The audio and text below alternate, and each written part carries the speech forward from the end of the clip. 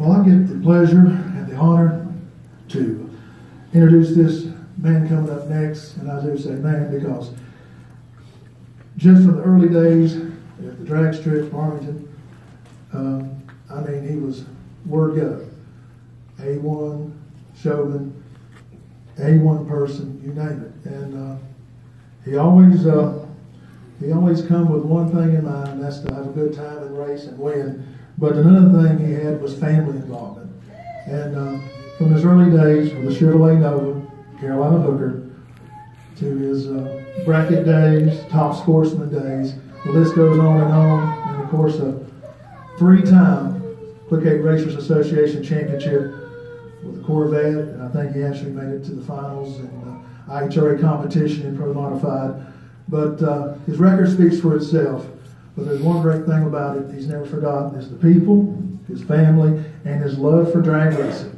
And it continues now, folks, not only on the drag strip and the stick shift competition with the Classic Gear Jammers, but he helps us with the stick shift nationals each Memorial Day weekend. And that's Ken's race. You see Clemens Concrete, you think of everything else, but it's Ken. He's 100% behind this. Where can you go and race and get paid like you do there? And I just got to give everything off to him for that, folks, and hope you get to come see it. But he's become an ambassador for drag racing, and he's come twofold. But I'm going to come up here and talk about himself. And don't forget to go on Facebook and check out Becky's story on Ken Regenthal, Carolina Hooker.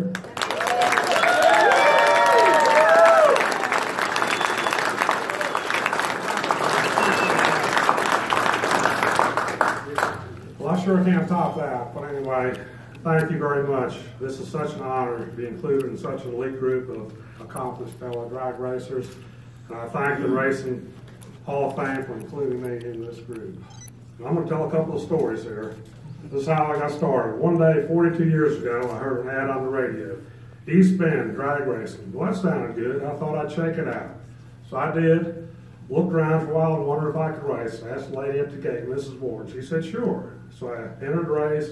Only had time for one time run. I ran a 10:11.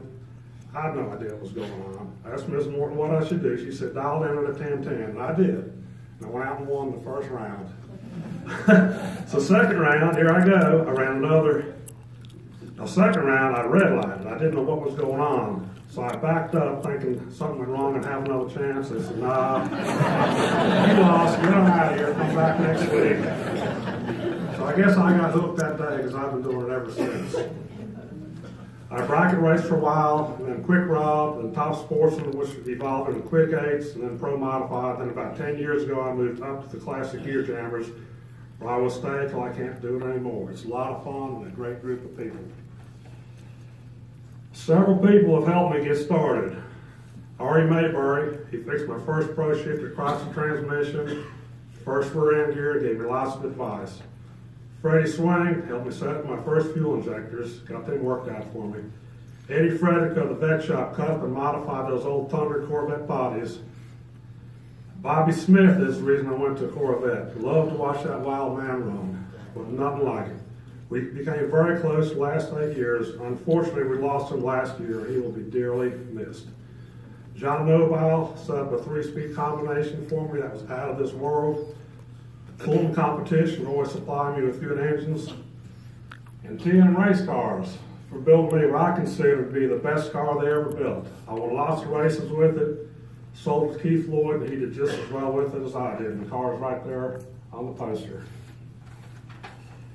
I never had a major sponsor, but I do appreciate the associate sponsors I've had over the years. Rob New Auto Parts, Clemens Auto Parts, Hoots Concrete, Star Concrete, Hartley Concrete, LA Construction, the Vet Shop, PF Plumbing, and APT. We've met a lot of great people along the way, all over the nation and Canada too.